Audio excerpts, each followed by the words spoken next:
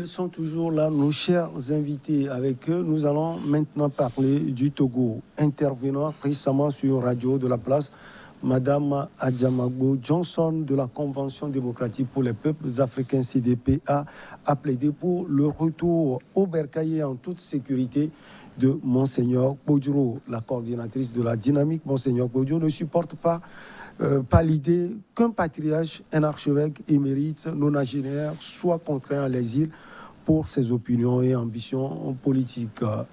Credo Tété, est-ce que Monseigneur Podjoro est en exil?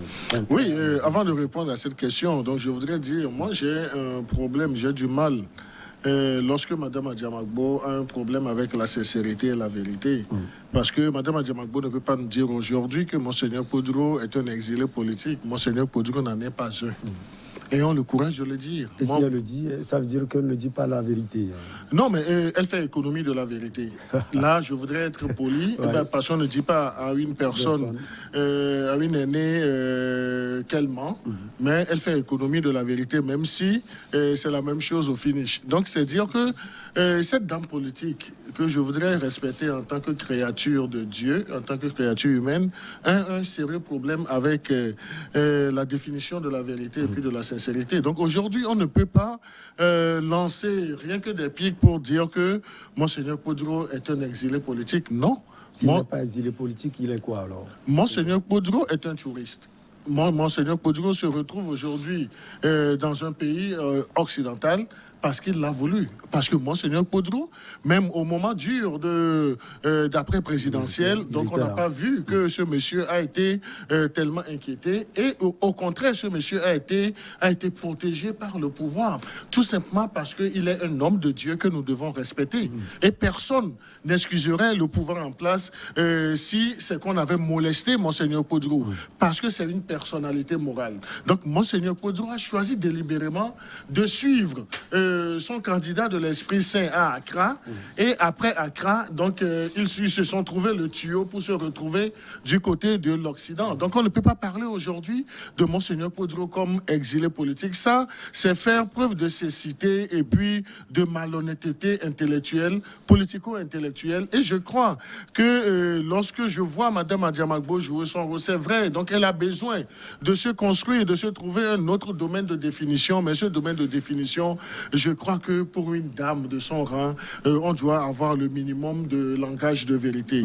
Et en résumé, Monseigneur Podjoro, selon mes analyses de l'heure, n'est pas un exilé politique. Monseigneur Podjoro a décidé de se retrouver de l'autre côté parce que dans un premier temps, il a décidé d'aller soutenir Agbeome, qui est parti aussi en tourisme du côté d'Accra. Et d'Accra, il y a eu cette opportunité d'aller du côté de l'Occident. Si nous-mêmes, nous trouvons cette opportunité, je suis sûr que ce n'est pas Francisco Napokoura qui va refuser de faire le trajet Lomé-Accra, dans une certaine incertitude, et de trouver l'opportunité d'Accra pour aller rester dans un pays occidental. Louis Magloire, il a quitté la France pour venir au Togo. Non, ce n'est pas la même situation. Louis Magloire, que m'a eu mon cher confrère aîné, lui, il est bien installé.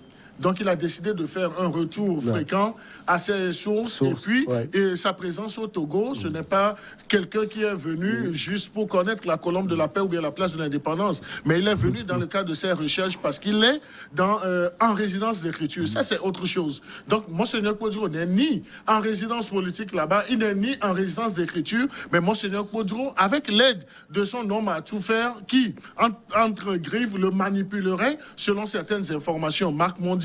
Donc, ils ont décidé d'aller faire la belle vie du côté de l'Occident. Donc, on ne peut pas me parler aujourd'hui d'un certain Monseigneur Podjoro comme exilé politique. Donc, c'est là où je dis, Mme Adjamagbo a un problème avec la vérité. Elle fait toujours économie de la vérité. Elle n'est pas sincère envers elle-même. Et lorsque nous caricaturons la femme politique qu'elle est, souffrez que je le dise, lorsque vous faites sa compagnie, vous chutez politiquement. Donc on a vu la C14. On a même vu, lorsque elle était dans la CDP, elle luttait même pour prendre la place du professeur Léopold Messang Ninevi. Quand on a donné la CDPA à Mme Adjamagbo, mais aujourd'hui la CDPA vaut quoi?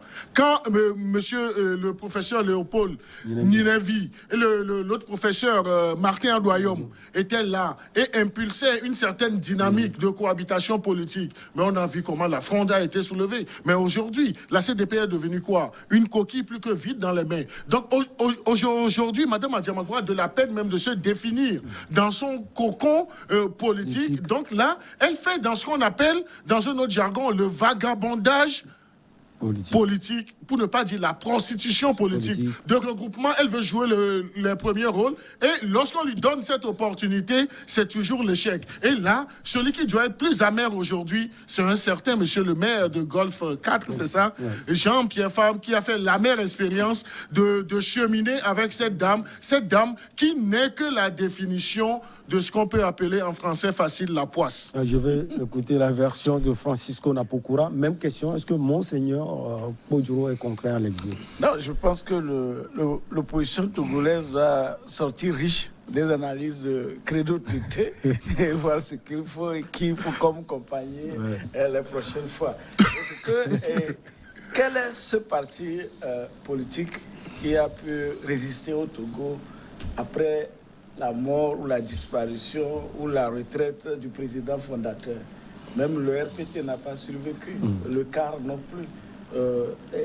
La CPP ou bien Deuxième Kodjo, la CPP. Aucun parti, même Zarif Aïba, son parti est parti. Voilà. Guy aujourd'hui, l'UFC ressemble à quoi? Donc, en fait, son les partis est là. politiques c'est le principal parti de l'opposition. à l'image du président fondateur. Donc, c'est la même chose que Credo vient, n'est-ce pas, de dire. Le cas de l'opposition togolaise, sérieusement et sincèrement, je voudrais ne plus en débattre sur un plateau parce que je pense que nous faisons trop du surplace, que ce soit au niveau du gouvernement qu'au niveau de l'opposition. Donc, ils sont devenus carrément des partenaires politiques, des partenaires économiques. Parce qu'on se demande, on sait qu'au moins les gens du pouvoir, on sait qu'ils sont en train de trucider le portefeuille du citoyen. L'opposition ne sait pas à quelle occasion ça se partage, puisque même le dialogue... Comment il trucide le portefeuille? Oui, mais vous voyez, le panier de la ménagère, la vie est chère, tous les jours, c'est les tasses. L'argent revient dans leur porte-monnaie. Quand vous voyez leur vie, aujourd'hui, on dit, tout le monde crie la vie est chère. Mais lorsque vous voyez le train de vie de notre gouvernement, de notre pouvoir, depuis Eyadema jusqu'à ce jour, ça n'a jamais baissé. Sauf, c'est le pauvre citoyen. De nos hommes politiques. Oui, de nos hommes politiques. En général. Ok, en général. Voilà, parce qu'on ne sait pas ce qui se passe. Donc, c'est le peuple qui est pris en otage. Monseigneur Podjoro, est-ce qu'il est en exil? Je ne saurais le dire. Credo a fait des analyses. Il n'a pas eu des informations concrètes. Donc, il est parti... Vous avez ces informations? Non, je n'en ai pas non plus. Mais je lui dis que, moi, il y a 22 ans, moi, j'ai eu les propositions pour partir en Europe. D'accord? Mais je ne suis pas parti. Parce que je veux rester chez moi au pays. Donc, aujourd'hui, je ne sais pas ce qui va... journaliste freelance. Ah oui, je ne sais pas ce qui va me contraindre à quitter. Même s'il dit que c'est la prison, on ira. Après, peut-être, on sortira. Mais... Écoutez, le Togo, c'est un pays qu'on aime, que moi, personnellement, j'aime. Vous l'aimez beaucoup. Oui, c'est pourquoi moi, je suis là. Et c'est pourquoi ça me choque lorsque je vois tout ce, disons, ces va-et-vient et qui ne donnent rien. On a les meilleurs tests possibles au Togo, mais comment on les applique? Et puis, vous allez prendre vos parents, quand vous étiez peut-être déjà au collège, qui étaient aux affaires, ils sont toujours. Et on ne sait pas quelle référence ils sont en train de... Personnellement, moi, je ne vois pas... J'ai parfois honte de nos dirigeants. Excusez-moi, je vais être franc, parce que j'ai parfois honte que les gens ne savent pas où ils nous amènent et où est-ce que le pays est en train d'aller depuis que nous avons commencé cette histoire de démocratie.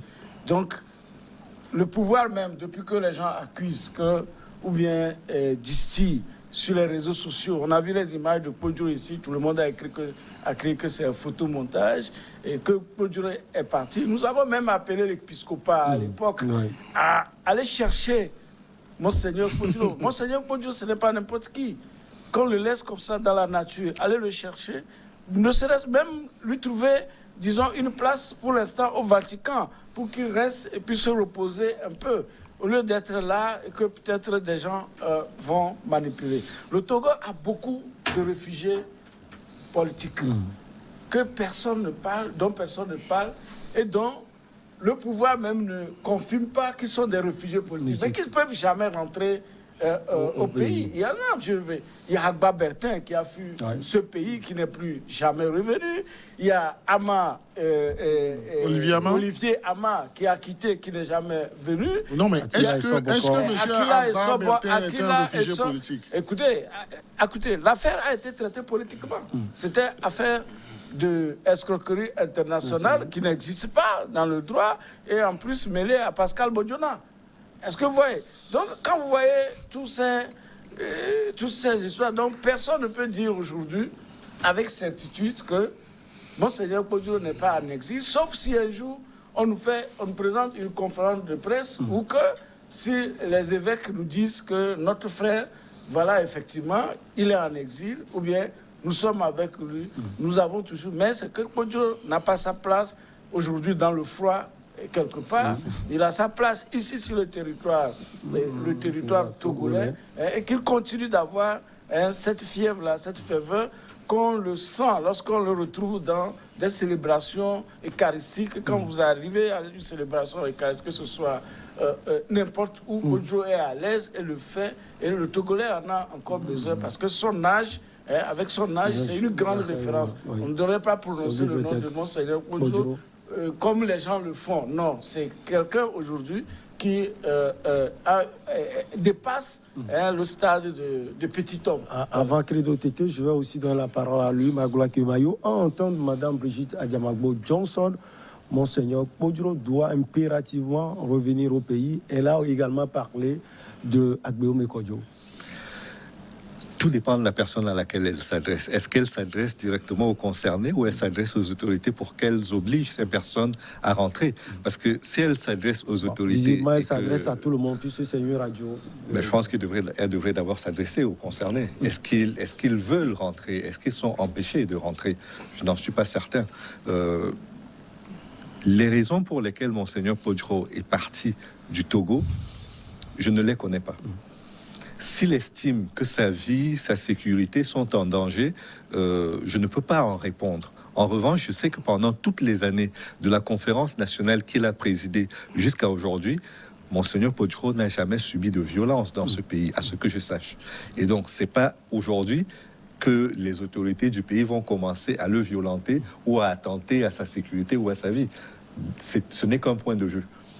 Concernant maintenant Agbeo Mekodjo, il est également à l'extérieur, mais il n'est pas le seul. On aurait pu parler également du Tic Piachadam, qui est parti beaucoup plus tôt que lui.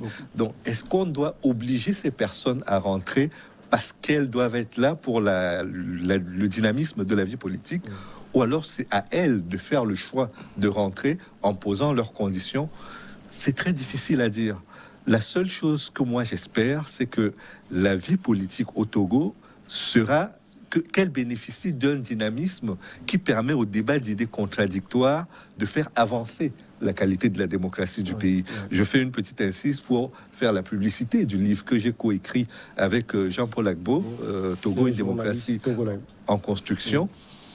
Ce ne sont pas la France, les États-Unis, les Nations Unies ou la Cour pénale internationale qui vont construire la démocratie togolaise. Ce sont d'abord les Togolais. Si le pays est devenu indépendant, c'est parce que ses fils ont voulu qu'il devienne indépendant. Ils se sont battus pour cette indépendance-là. La deuxième étape, c'est le développement. Et ce développement-là, il doit être à la fois politique, économique et prendre toutes les autres formes dont le pays a besoin pour que ses citoyens se sentent fiers d'appartenir à une nation qui gagne. Personne n'aime être dans le camp des perdants. Et je peux comprendre ceux qui aujourd'hui disent qu'ils ont gagné l'élection présidentielle et qu'on leur a volé leur élection. C'est un point de vue politique. Ils ont essayé les recours, ça n'a pas marché. Ils sont partis à l'extérieur chercher les moyens de faire valoir leur point de vue. Est-ce que cela signifie qu'ils sont en exil? Je ne le pense pas. Donc, à partir de là, s'ils ont l'impression qu'ils sont plus utiles à la démocratie du Togo en étant à l'extérieur, c'est à eux de gérer leur présence à l'extérieur pour faire avancer la démocratie au Togo. Mais si un jour ils décidaient de revenir, je suis à peu près certain que personne ne les empêchera de rentrer et donc ils pourront revenir sur le sol national, sur le territoire national et reprendre le combat politique là où ils l'ont laissé. Donc si Madame Johnson Adjamagbo demande aux autorités de forcer ces personnalités à rentrer, je pense que ce sera très mal interprété. Si elle leur demande de rentrer, qu'elle arrive à les en convaincre, ça satisfera tout le monde. Mais pour l'instant, on en est encore à de la conjecture. On analyse et on a l'impression d'avoir le dernier mot. Moi, la seule préoccupation que j'ai, c'est que la vie politique retrouve son dynamisme et que ce dynamisme-là profite aux populations. Credo, vous avez voulu réagir, mais est-ce que la sécurité est garantie à Monseigneur Kojuro? Non, mais cette question, je voudrais, nous tous, nous avons vécu la période électorale. Est-ce que la sécurité n'était pas au point pour Monseigneur Kojuro? Je vais donner juste un exemple. Lorsque M. Agbembe Kodjo défiait l'autorité de l'État, le jour où M. Agbembe Kodjo a été pris, qu'est-ce que la sécurité nationale a fait? La sécurité nationale a raccompagné Monseigneur Kodjo chez lui. Donc, on parlerait d'une sécurité barbare si on ne respectait pas, disons, le statut de Monseigneur Kodjo. Donc, on pouvait sous d'autres... Est-ce que c'est le statut qui est là-bas ou bien c'est à cause de l'âge également? Non, mais moi, je crois que Monseigneur Kodjo est une personnalité morale. On peut tout lui reprocher, c'est une personnalité morale. Et les autorités actuelles ont compris cela.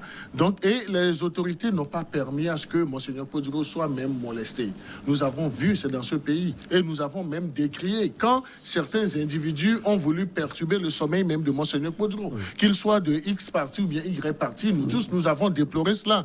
Parce que Monseigneur Kodjo, avec son âge, avec ce qu'il a fait pour le pays, même si tout n'est pas rose, donc je crois qu'on doit lui payer ce respect-là. Mais me dire aujourd'hui que Monseigneur Kodjo est un exilé politique, donc c'est là où je dis, Madame Adjamagbo est en train de faire dans l'économie de la vérité. Et cela ne fait que transparaître dans ses faits et gestes. Donc c'est pourquoi je me suis permis de la traiter même de quelqu'un qui est la poisse pour ses cohabitants politiques. Donc ayons le courage de le dire. Nous sommes sur un plateau, on fait des analyses, disons la vérité. Nous ne prétendons pas que nous avons la science infuse ou bien que nous sommes des extraterrestres dans le champ dialectique de l'intellectualisme, mais nous portons des analyses qui doivent ouvrir le champ de la réflexion. Mais de vous à moi, nous tous, nous avons vécu la période électorale et post-électorale. Est-ce qu'on peut nous dire que Monseigneur Kodjo a été violenté par le système politique? Non, Monseigneur Kodjo a suivi M. Agbembe Kodjo dans son tourisme, même si on peut abusivement parler de tourisme politique, parce que M. Agbembe Kodjo, c'est lorsqu'il a reçu encore une énième convocation du juge, des juges d'instruction, que M. Agbembe Kodjo a préféré prendre un autre chemin. Il s'est retrouvé du côté d'Accra. Donc par la suite, Monseigneur Kodjo, avec son colistier, est-ce que le pouvoir en place peut aller au-delà et demander officiellement à Monseigneur Kodjo de revenir au pays? Non, est-ce que lorsque ça vous peut allez... se faire pour faire taire tout le monde? Non, lorsque vous allez en tourisme, c'est une décision personnelle. Et vous choisissez votre date de selon départ. ses proches, par exemple, Madame Brigitte Adjamagbo Johnson, il n'est pas en tourisme. Non, ça, je ne sais pas ce que Mme Adjamagbo laisse. Mais Mme Adjamagbo ne peut même pas la qualifier de proche de Monseigneur Kodjo, parce que c'est une opportuniste. Donc, on a voulu surfer sur l'image de Monseigneur Kodjo, sur son âge, sur sa faiblesse même de l'heure. Et Monseigneur Kodjo était cet habillage politique qu'il faut utiliser pour essayer d'amuser la galerie. Et ils ont bien fait cela, mais malheureusement, ça se retourne contre eux. Donc aujourd'hui, moi, je suis en difficulté lorsqu'on me parle de Monseigneur Kodjo comme un exilé. Vous savez, dans l'histoire même de la présidentielle, de l'après-présidentielle, est-ce que vous savez que l'épiscopat togolais a contacté son homologue du Ghana pour faire une démarche envers Monseigneur Kodjo? pour que Monseigneur Poduro revienne. Est-ce que vous savez ça? Vous ne le savez pas. Mais Monseigneur Poduro a opposé une fin de non-recevant parce que Monseigneur Poduro était en mission pour M. Agbeome Kodjo. Donc, même si on nous dit en griffe, la mission, c'est de protéger le candidat du Saint-Esprit. Et là, moi, j'ai des difficultés même avec la définition du Saint-Esprit. Est-ce que c'est le Saint-Esprit que nous invoquons? Parce que les faits me donnent aujourd'hui raison. Lorsque la dernière sortie de Maître Zeus de Maître Zeus à Javon. Donc, Maître Zeus à Javon, même si on peut dire que l'âge aussi lui joue un mauvais tour, mais il a eu le courage de dire que, en fait, il a douté même de cet Esprit Saint de Monseigneur Poduro portant sur Agbeome Kodjo comme choix politique. Donc, c'est dire que, en fait, Monseigneur Poduro, aujourd'hui, s'il décide de rentrer au pays, il va rentrer. Mais moi, je peux aller loin pour dire que, en fait, vous savez, le problème de Monseigneur Poduro, ce n'est plus Agbeome, ce n'est plus le pouvoir politique. Mais le problème de Monseigneur Poduro a un nom. C'est un certain Marc Mondi. Donc, c'est lui qui a pris en otage Monseigneur Poduro. Parce qu'aujourd'hui, le bénéficiaire, Monseigneur Poduro se retrouve où? Dans un pays occidental. Il est en Belgique, non? Non, Monseigneur Poduro était venu de Pays-Bas. Donc, je crois qu'il est venu de la Suède, mais de Pays-Bas. De la Suède. De la Suède. Donc, il était venu animer un meeting politique parce qu'on a voulu utiliser encore son image. Il était venu, mais après, il est retourné.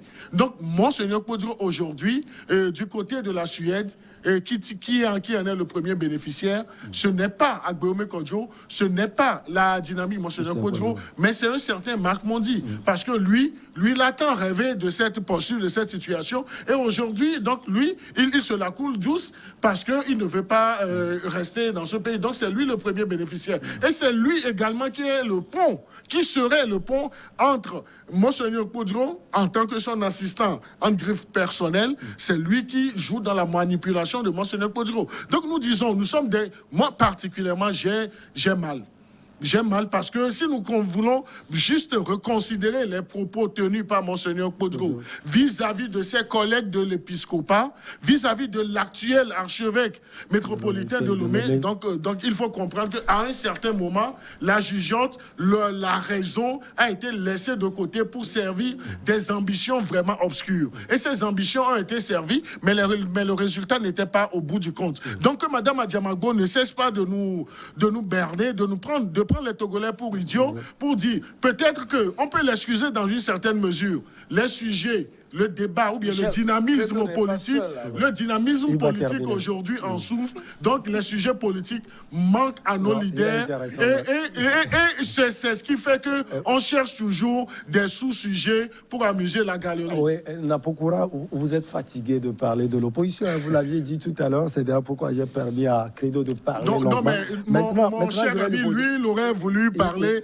de son sujet, le Covid-business. Madame a plaidé également pour la libération des prisonniers politiques et le retour des exilés. Ah oui, je viens de citer des exilés. Des exilés politiques. Des politiques. Selon Francis. Vous savez, le pouvoir togolais, il ne faut pas le minimiser. Nous sommes dans une dictature soft. Ça là, du type soft. C'est-à-dire que voilà, on vous prête la voix, on vous prête quelquefois quand on le veut, certains canaux, mais la ligne dure, elle est là. À ne pas franchir. OK? Il y a beaucoup, moi je le dis toujours, il y a beaucoup d'innocents qui sont en prison. Surtout les gens de Bidje Gambidje, Taïga, Tigre Révolution. Ce sont vraiment des innocents? Je dis, il y a beaucoup d'innocents qui sont en prison. Je n'ai pas dit, ces gens sont tombés dans des petits pièges au hasard. Vous savez que certains sont, des conneries. Si vous avez suivi l'affaire des grands marchés de Lomé, et si vous avez eu des proches dans ces histoires, vous ne me direz pas si des gens sont innocents et qui sont en prison. Si des gens seraient présumés innocents. Sont en prison. Donc, quand vous voyez, c'est tout à fait normal qu'on libère des gens. Ce n'est pas quand les gens sont à la veille de leur mort qu'on va les libérer. J'avais dit ici que le jour, on sera sûr que peut-être Kwachanya Sibre, qu'on va l'envoyer à l'extérieur et qu'il ne reviendra plus, peut-être dans un cargo, qu'on va le libérer. Et il est encore là. Il y a beaucoup de personnes qui sont en prison qu'il faut libérer. Ça, c'est très important, parce que c'est Donc, la ce qu'elle vie. a dit C'est est la très vie. important. C'est la vie des gens qui ne vont plus retrouver leurs parents. Je vous dis, si on vous met en prison, même vous rentrez, vous ressortez, l'impact que Quoi, vous gardez- au Togo ou en prison, de manière générale? En prison, en général, ce n'est pas un lieu et qu'il faut... Souhaiter à son pire ennemi. De à son privation de pire liberté, ennemi. oui. Et écoutez-moi bien, surtout encore lorsqu'on est innocent, où on se sent innocent. La vie politique togolaise, je dis, elle est devenue ridicule. Elle se limite à quoi aujourd'hui? Nous avions eu les tickets politiques, il faut le visiter. Quand vous avez les Natchaba à l'Assemblée nationale ou à la télé, vous conduisez un débat. Quand vous avez les Daokou Péré diriger une séance de l'Assemblée nationale, mais les EUS et Kofigo. mais Kafu et Adjamagbo même, Johnson. les Kofigo, tout ce que nous avions Léopold eu. Inevi. Aujourd'hui, excusez-moi, l'échiquier politique se limite à qui? Quand Jean-Pierre Fabre miaule, les gens crient. Quand Abbas Kaboua aboie, je dis que c'est ça. Et puis Jerry Tama, c'est les 3 personnes aujourd'hui qui animent. Même le RPT Unir, même n'a plus de gens pour aller. Non, Jerry Tama, je l'avais reçu l'autre fois. Il était très posé. Il n'a pas miaulé, comme vous l'avez dit. Il n'a pas crié non plus. Oui, mais c'est qu'ils n'ont pas de ligne. On ne les retrouve pas. Est-ce que vous voyez? Bon, c'est notre position, ça. C'est notre position. Donc, Comment on ne les retrouve pas? Attendez. Il a dit qu'il ne prend pas de l'argent, par exemple, chez le président Faure, hein, contrairement à ce que les gens disent. Oui, même la dernière fois, les gens ont fait les réunions des accords pendant des mois. Ils ont dit qu'ils n'ont rien pris. On les prend au mot. Vous pouvez tromper les gens, mais pas vous-même. Parce que la vérité, c'est vous-même seul qui le détenez. L'autre peut accepter votre vérité. Le Togo regorge des talents. Et ça me rappelle un peu une partie du livre de Louis Magloire Kemayo. dit qu'après les élections, je crois, 2020, c'est le désert. Je crois que nous sommes dans le désert. Pas, je crois. Nous sommes en plein dans ce désert. Dans ce désert politique. Dans ce désert politique. Nous avons des intellectuels qui ne peuvent plus bouger. Le champ est laissé aux gens comme nous, qui sont considérés comme rien, qui occupent les champs, alors qu'il y a des intellectuels qui sont là, qui sont cachés parce que les gens ne veulent pas que leur petit pain sorte des tombes. Oui. Quand on vous voit, on dit que tu n'as pas peur. Je ne sais pas. Est-ce que quelqu'un va pousser les cornes pour sortir? Et c'est le système qui a rendu le pays comme ça. Et c'est grave parce qu'on va se moquer de nous partout.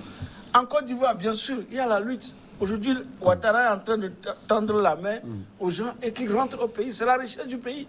Nous, on en a, ils sont en prison, ils ne peuvent rien faire ou ils sont en exil.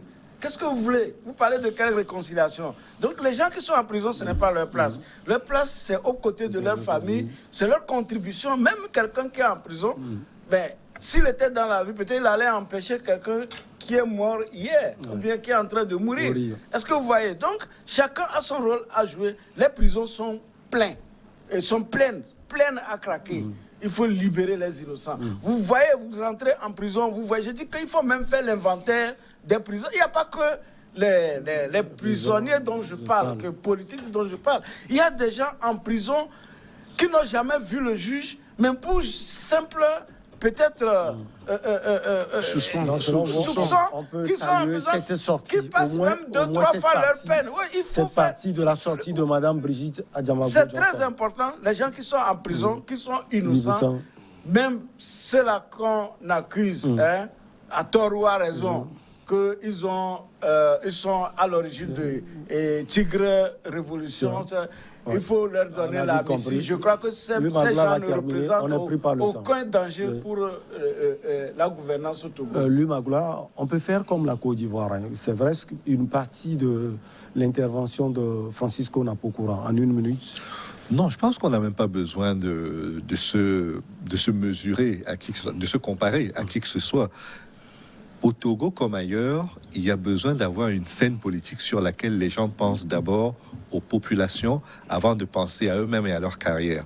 C'est vrai qu'aujourd'hui, avec le contexte sanitaire, c'est très difficile d'avoir les activités politiques comme on les a eues avant. on ne peut plus faire de rassemblements, les règles pour les tenir sont très difficiles à respecter, et donc c'est très compliqué aujourd'hui d'organiser des meetings politiques et donc de descendre dans la rue pour faire une démonstration de force. Mais il est important que les acteurs politiques se renouvellent.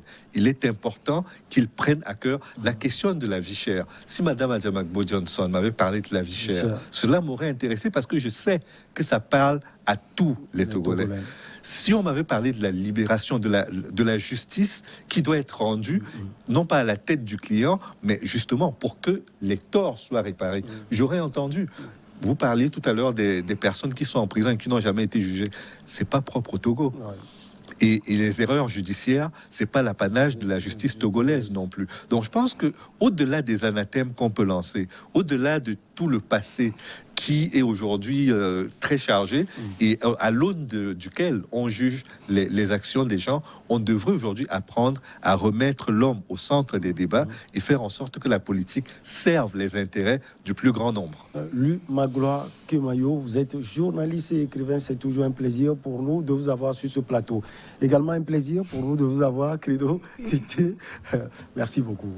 Merci, et je crois que c'est un plaisir pour nous. Nous n'avons pas la science infuse. Nous avons posé le débat, quitte à ceux qui nous suivent d'avoir cette ouverture d'esprit et puis de mieux apprécier. Francisco Napokura, merci, journaliste freelance. Oui, la vie est excessivement chère. Nous n'arrivons pas à trouver les crédits dans les banques parce que toutes les banques sont étrangères et ont des produits non adaptés au système économique. Merci Donc beaucoup. il faut y penser. Merci également à vous pour l'attention particulière. Excellente suite de nos programmes.